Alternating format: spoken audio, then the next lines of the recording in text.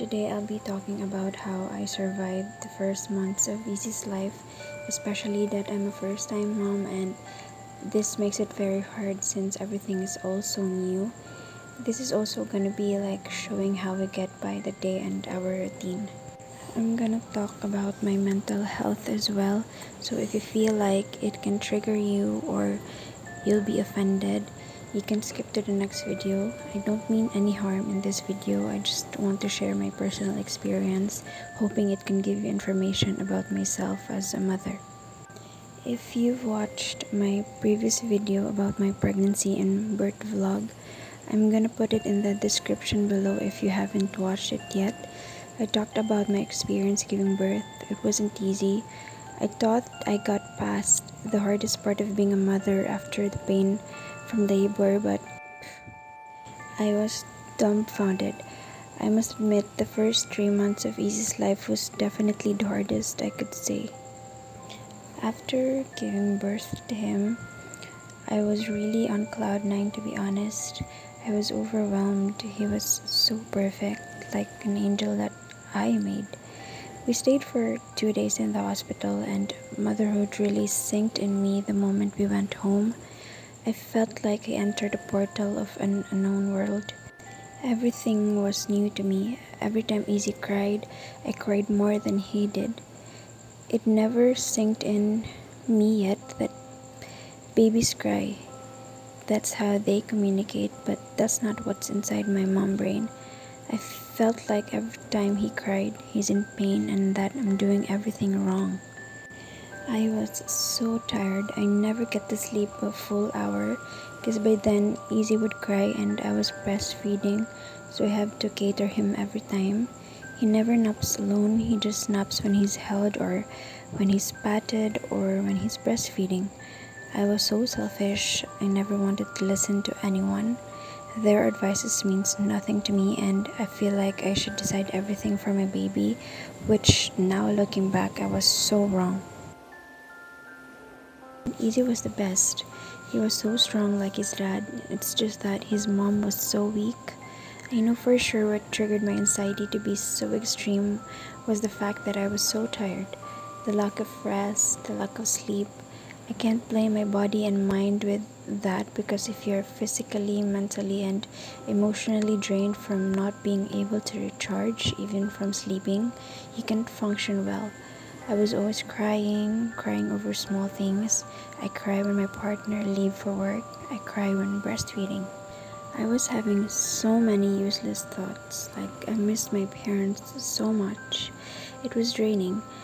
The thought of wanting to disappear and feeling guilty after that thought, because how can I be so selfish to think that way when I have an angel with me? I couldn't understand myself at that time. Well, I'm a million times better now, but I shake a lot. Maybe because I was tired and maybe because of hunger, because I was breastfeeding. I don't know. It was alarming back then. I was lucky to have the best in-laws ever. They were so supportive, and looking back, I don't know what I would have done without them. They stayed with me for about 2 to 3 months. They were the one to cook for our food, wash the dishes, wash our clothes, clean the house. They were amazing. I obviously can do all those things myself because I'm breastfeeding and my baby seems to want no one but his mom. I never get to have a long break because I don't trust anyone carrying him but me. This might sound stupid, but even if someone would offer to help me take care of Easy, I would have second thoughts, thinking that those thoughtful enough to offer has had kids already and are trustworthy family members. But my mom brain is so paranoid, thinking what if he would fall or choke or cry hard because I'm not there. Now that I think about it, I just laugh because a lot of moms would want help to take care of their babies, and here is my 1 month postpartum mom brain being so paranoid and declining such a wonderful offer. I don't know about other moms out there, but this pandemic made my first days being a mom a lot worse. I get so paranoid every time someone would want to visit me and the baby. because I feel like we might get sick if they do so. But deep inside, I really truly wanted to have lots of people, because someone to talk to and give me some distractions from my own thoughts would be a great help. It's just sad that I may have somewhat made them feel that I didn't want them. Honestly, what I really wanted was someone to understand me, because most of my family members didn't experience the postpartum anxiety stage. They were indeed exhausted, but they weren't crying as much as I did. To be completely honest, I had suicidal thoughts. I felt like I wasn't a good mom every time Izzy cried. I had a lot of hallucinations, but I was in denial at that time and thought it will pass, and I'm more than blessed that it did. What helped me cope was that I saw my boyfriend working so hard for the both of us. It wasn't easy. He was working during the day and would help me with our baby at night. And I know that he was overwhelmed and exhausted as well, but he remained strong. So I thought myself that I should also try to be strong like he was. We just got to find an inspiration to really push forward. Also, it's a very big help when you have friends and family members to rely on. It helped me big time. Just to have someone to talk to cry on, to share emotions with. Even when just talking through the phone, at least, it was somewhat like an escape. I could at least release a bit of all the rights inside my mind. I tell you, mentally, emotionally, it will get easier as it goes. It might be like there's no end, but you'll someday find the inspiration to actually see the wonders and joy in this journey.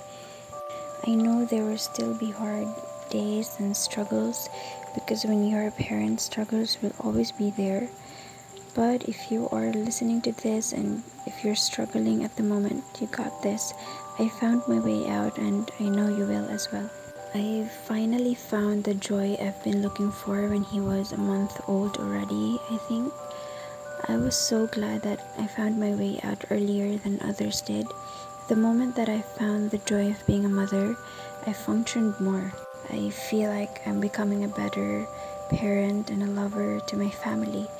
It was amazing, of course. Every day is not as good as the others, but I felt better. When Izzy was less than a month old, his schedule was all over the place. I feel like he was sleeping all day but only taking 10 to 30-minute naps. He would regularly feed every 1 to 2 hours, because every time he cries, I would feed him. And it felt soothing for him, so he would sleep again. Izzy really guided me so much. His schedule was a little better when he was about 3 months old. I researched a lot, which helped me a ton because it also guided me with schedules. He would wake up at around 5 a.m., then nap at around 7:30. He unfortunately would only sleep for about 30 minutes, an hour if you're lucky. We play a little bit and then he naps again at around 10:30, wakes up at 11:30, and then naps again at around 1:30, wakes up at 2, and then naps again at around 4, only to wake up at 4:30. The last nap was kind of like a cat nap to avoid him to be overtired for bedtime. Then his bedtime is around 6:30 p.m., depending on the time that he woke up from his last nap. In terms of feeding, he was feeding on demand during his first 3 months. I didn't really follow a strict schedule. When I feel like his cry is out of hunger, I offer him a boob. If it takes it, good. If he doesn't, I wouldn't mind. So that's all for now. I'll be uploading 4 to 6 months postpartum updates as well, and easy schedule at that age. I also uploaded his 7th, 8th, 9th, 10th, and a year-old update. If you haven't watched it yet, I'll link it in the description below. I know it's all over the place, but I'm trying to be more organized now, so please check out the playlist that I made. Thank you for watching. Please subscribe if you can, and I'll see you on my next upload. Bye.